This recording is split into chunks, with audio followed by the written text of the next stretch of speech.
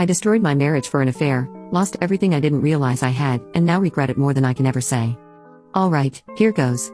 I need to get this out of my head because it's all I think about lately. I know I made a series of terrible choices, and the irony is, if you'd asked me a year ago, I would have told you I'd done nothing wrong, that I deserved a break from the routine. Now I know how blinded I was, and the fog only cleared once everything fell apart. Dan and I were married for 7 years, together for almost 10. He was my rock, the guy who would always be there no matter what. We started out madly in love, and at first, he gave me this sense of stability I craved. I'll admit, I was spoiled by it. He was caring, supportive, and just always there. Looking back, I see that stability is a rare gift, but back then, I started to see it as boring. I wanted excitement, passion, and I blamed Dan for not keeping things alive. In my head, I built this narrative. I told myself that he was the reason I felt trapped, like he'd somehow tricked me into a life of monotony. Then, as if on cue, Nathan showed up.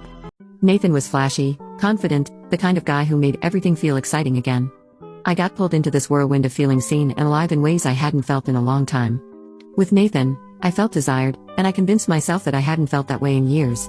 Instead of questioning what I could do to reinvigorate my marriage, I took this fantasy at face value, thinking this was what I was missing.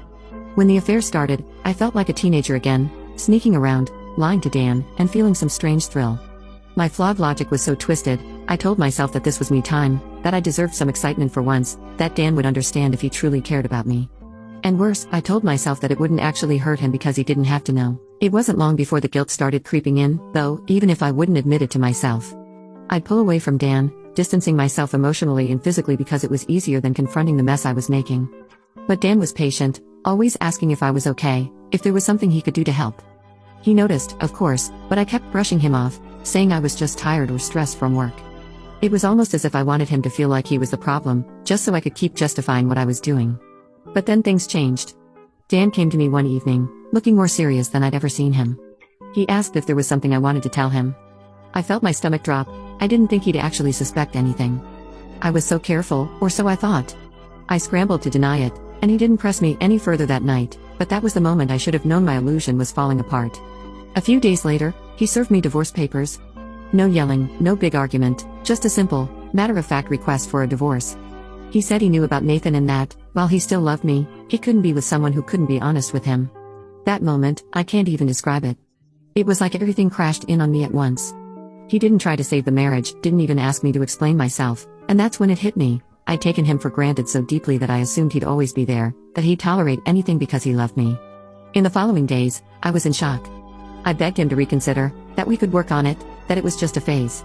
I even tried to blame him for letting the marriage get stale, for not being passionate enough. But the look in his eyes told me he was done. He simply said he loved me too much to stay in a situation where I didn't value him. As I packed my things and moved out, I saw pieces of my life falling apart one by one. Friends who knew what I'd done pulled away, saying they couldn't respect me for what I'd done to Dan. I had no support, no one to talk to, and it became painfully clear that Nathan was just as shallow as the thrill he offered. He tried to keep the fling going for a few weeks, but it was empty without the excitement of secrecy. He drifted off, like he had with every other woman before me. I realized then that I'd traded real, lasting love for a cheap imitation. Now, months later, I'm living alone in a small, cramped apartment that's a far cry from the home Dan and I built together. Every corner of this place feels hollow, like it's just a temporary stop rather than a real home. I've got the basics, a cheap bedroom suite, a couple of mismatched chairs, and a coffee table that wobbles if you put anything on it. There are no photos on the walls, no little reminders of the life I threw away. I used to hate how perfect our house felt, how Dan would always fuss over every little detail. Now I miss it, miss the warmth and the care he poured into making our space feel like us. Here, I have nothing that feels like me, only the echoes of my mistakes. Update: last week, I ran into Dan by chance at the grocery store. I wasn't expecting it, hadn't even considered we'd be in the same place at the same time, but there he was, standing in line. He looked good, happier, more put together. I hadn't seen that spark in his eyes in so long, and it hit me like a punch to the gut. We ended up making small talk, just the usual pleasantries, but underneath, I felt this overwhelming ache.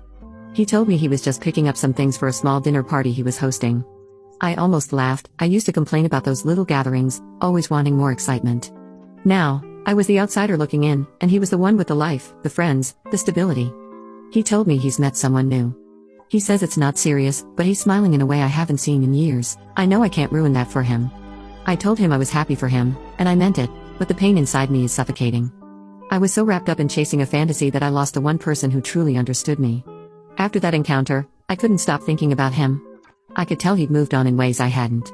We text here and there, but there's a politeness in his messages that wasn't there before, a guardedness that makes me realize he's protecting himself from me now. He's not cruel, not even cold, just distant, like he knows any connection we have left is just painful nostalgia.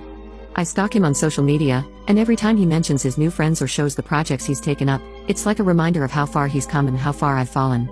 It's all a painful contrast to this apartment, this life I've carved out in the shadows of my own choices. All I can do is watch him build something beautiful while I sit here in the rubble I created. I'm in therapy and working on myself, hoping for another opportunity at love, and if I'm lucky enough to find love again, not to destroy it.